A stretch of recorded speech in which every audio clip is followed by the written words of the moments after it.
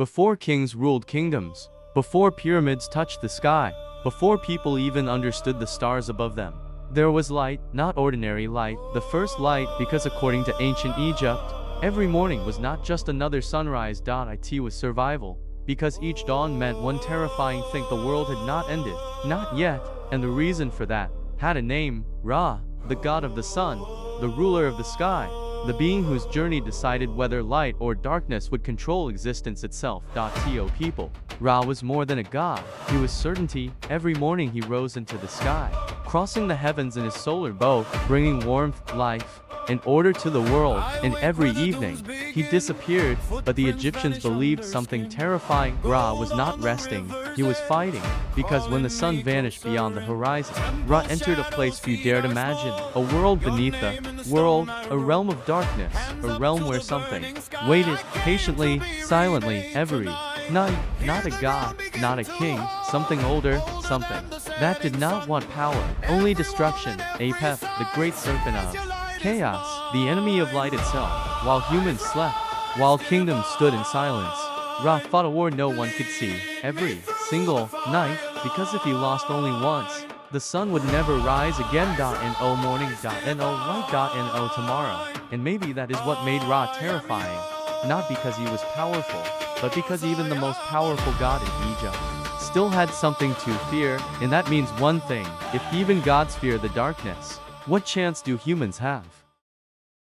Every sunset looked peaceful. That was the illusion. People watched the sky turn orange, then red, then black. They saw the sun disappear below the horizon and believed the day had simply ended. But according to ancient Egypt, that was when the real journey began, because when darkness arrived, Ra descended into the underworld, not alone, never alone. His solar boat carried powerful beings beside him: gods, guardians, protectors, because what waited ahead was too dangerous for one being to face. Even for Ra, the Egyptians called this hidden world a place of gates, rivers, shadows, and endless trials. Not death, not hell, something stranger, a realm between endings and beginnings, a place where light became weak, and where darkness felt alive. The deeper Ra traveled, the quieter everything became. No wind, no voices, only the sound of movement through endless black water.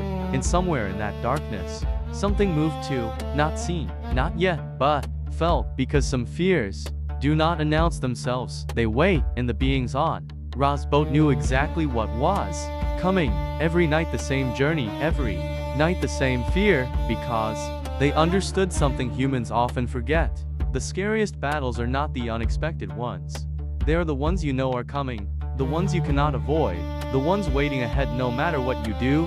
And then silence changed. The water beneath the boat shifted, slowly, then again, then harder. Something enormous moved beneath them. Not a wave, not a creature from the deep, something much larger, something ancient. And for the first time that night, fear appeared, not in humans, not in kings, in gods, because rising from the darkness came the enemy of creation itself. Apep, not a monster seeking power, not a beast wanting revenge, chaos itself, a creature so enormous the Egyptians believed it could swallow worlds. Its body stretched endlessly through darkness, its eyes burned, and its purpose never changed. To stop the sun. To stop tomorrow. To end the cycle forever. And this is where most people misunderstand Ra. They imagine a god who always wins, a god who cannot fail. But that is not what made him powerful, because power is easy when victory is guaranteed. What made Ra powerful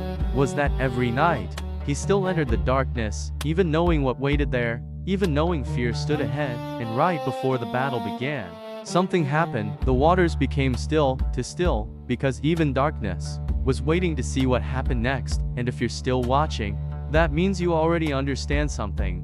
The darkest stories were never just about gods. They were about fear, about choices, about facing something you know is waiting for you. Subscribe now, because the stories ahead only get darker, and this journey has only just begun.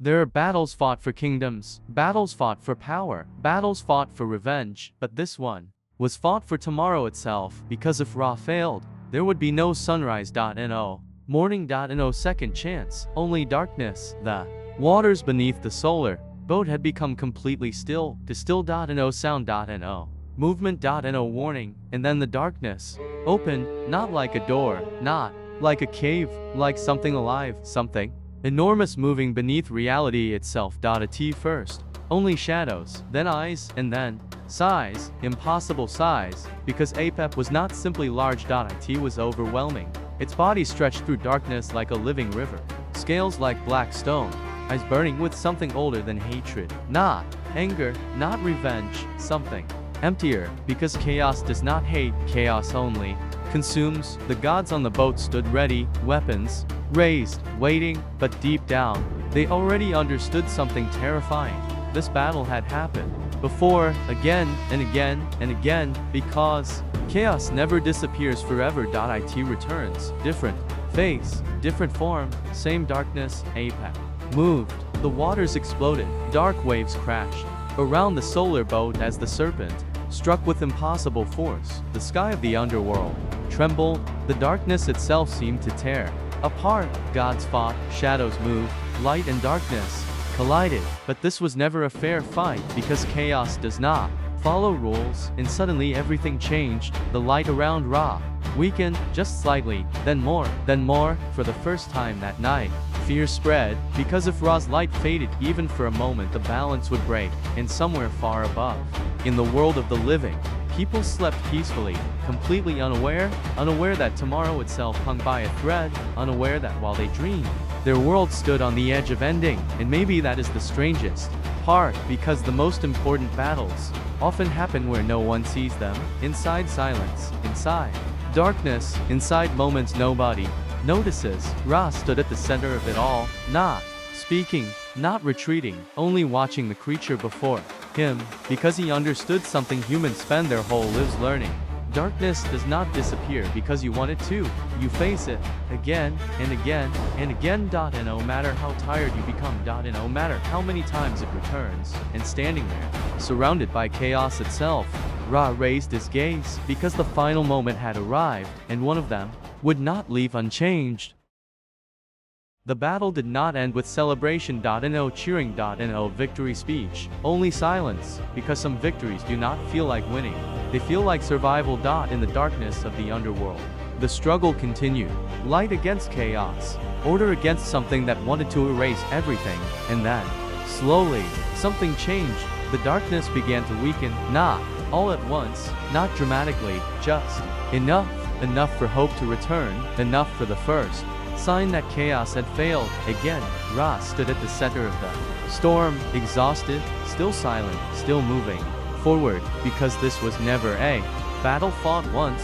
This was a battle repeated forever, every night, every journey, every descent into darkness. And that is what made Ra different. Not power, not strength, persistence, because anyone can be brave once, but facing the same darkness every day, knowing it will return, and still continuing, that is something else. Far above, the world remained still, cities slept, deserts waited, temples stood silent. No one saw what happened below. No one knew how close everything came to ending. And then light, small at first, barely visible, a thin line appearing at the edge of the horizon, then more and more, until darkness finally broke. Morning, another sunrise, another day humanity was allowed to continue. To ancient Egypt, this was never ordinary, because every sunrise meant one thing: Ra had won again. But maybe the story was never truly about gods, because everyone fights something unseen: fear, regret,